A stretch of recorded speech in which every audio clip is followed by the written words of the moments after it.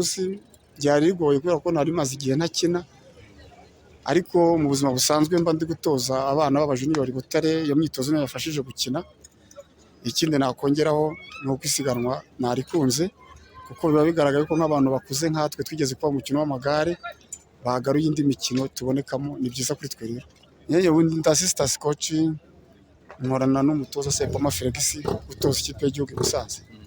Evaluation yawe ku mukino w'amagare mu myaka umaze udakina, turi kwerekera he? Igare ririmo rirekera heza. Ikishimishije cyane uno munsi kimwe cyizere ni kuri bari abana batoya. Bari abana batoya baratanga icyizere cy'ejo hazaza, ko biriya gahunda y'abana bari kwishyiraho bakabashyira mu muhanda bagasiganwa, biba byiza cyane kuko barabikunda, ejo bakazavamo ikipe y'igihugu. 2014, 2016 ndetse na kugeza na 2018 abanyarwanda batwaraga Tour du Rwanda. Nyuma yaho Tour du Rwanda yongera nivo twongera kuyitwara, ariko nanone abakinnyi basa nk'abasubiye hasi ku rwego.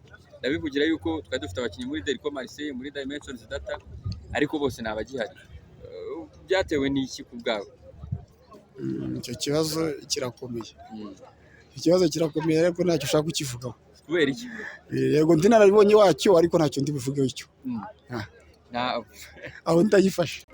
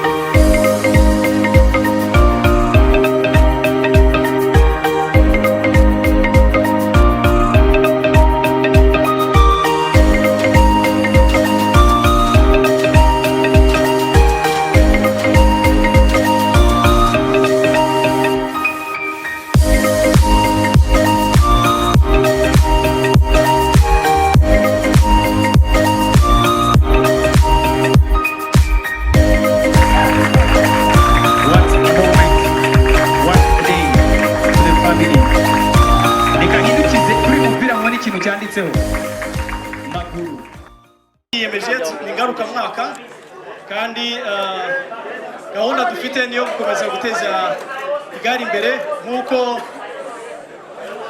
umubyeyi yabidutoje.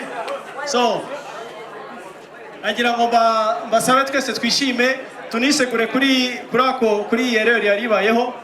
Icyangombwa nuko ereri yabaho abantu bagataha atari byo, ariko niba bikosowe nibyo kurushaho. Nagira ngo mbasabe mbere yuko dutaha, hari umusaza witabye Imana mu minsi yashize witwa Mayaka, sinzi abamuzi, yashinze ikipe yitwa Sinemani. Sinemani nayo ishobora kuba yaranatumye na Sakumi yakunda amagare kurushaho, kuba ko yari Nyamirambo kandi hacaga buri munsi. Nagira ngo mbasabe niba bishoboka twahagarara tukibuka umusaza Mayaka.